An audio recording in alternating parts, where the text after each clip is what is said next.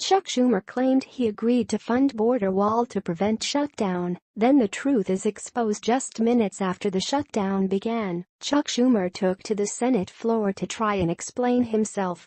He claimed that during his meeting with President Trump he offered to exchange funding the border wall and for protecting DACA members.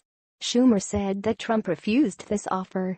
However, a New York Times article explains the conversation very differently.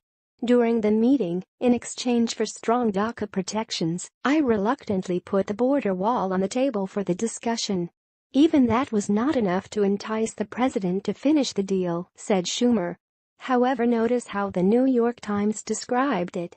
As the cheeseburger meal progressed, an outline of an agreement was struck. According to one person familiar with the discussion, Mr. Schumer said yes to higher levels for military spending and discussed the possibility of fully funding the president's wall on the southern border with Mexico.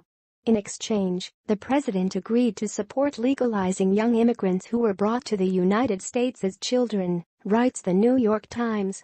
Mr. Schumer left the White House believing he had persuaded the president to support a short 3 to 4 day spending extension to finalize an agreement, which would also include disaster funding and healthcare measures, they wrote. So basically, Schumer did not agree to fund the wall, merely to discuss the possibility of funding the wall. President Trump is way too smart to fall for a trick like that.